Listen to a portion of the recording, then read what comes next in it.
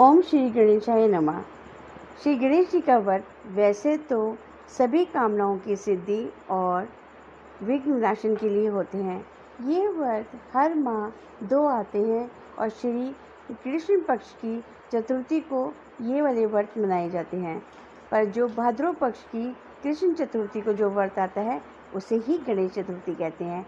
और अब गणेश चतुर्थी आने वाली है तो हम सब भक्त इस त्यौहार को बहुत धूमधाम के साथ मनाएंगे।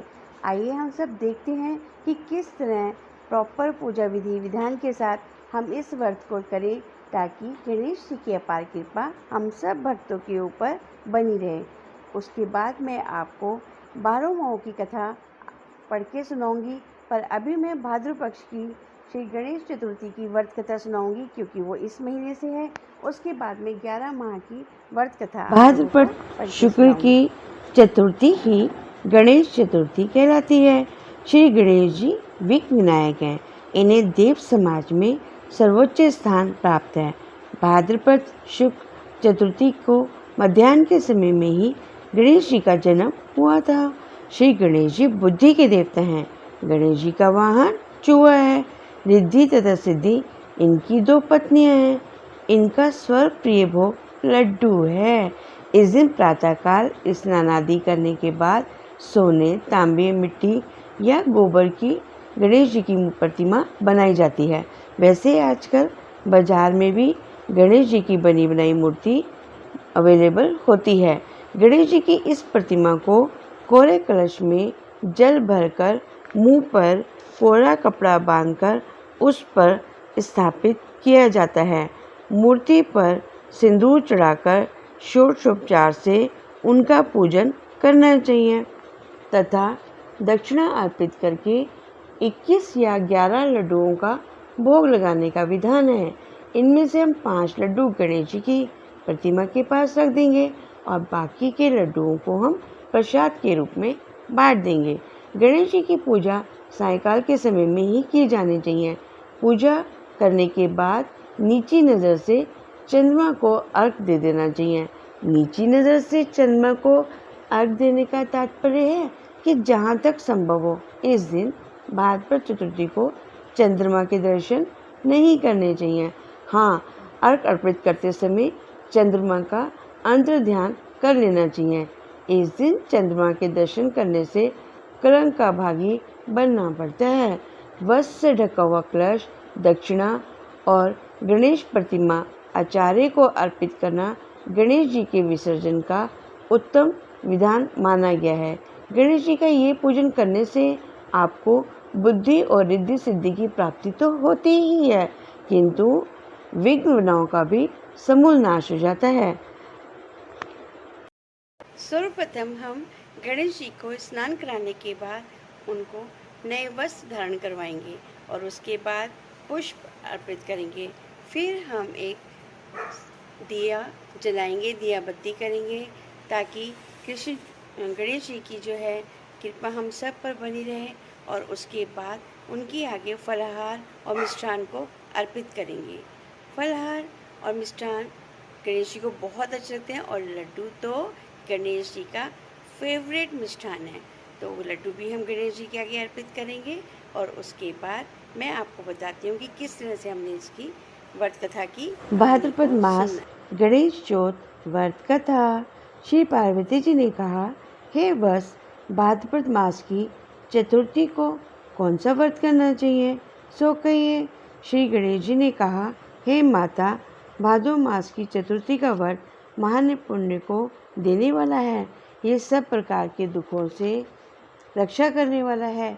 इसे पूर्व विधि से करना चाहिए। मेरे इन विनायक एकदंत, कृष्णापिंग, गजानंद, लंबोदर, मालचंद, हैरप, विकट, वक्तु, आखुरत, विघ्नराज, गणाधिप 12 नामों से 12 मास तक चंद्रमा के उदय होने पर पूजा करें। इस व्रत की कथा का वर्णन करता हूँ, सो सुनो। पुरातन काल में अत्यंत श्रेष्ठ नल नामक राजा था। उसकी दमयंती नाम की रानी थी। भाग्यवशात राजा और रानी राज्य भ्रष्ट हो गए और उन्हें अनेक दुखों से पीड़ित होकर जंगल में विचरण करना पड़ा।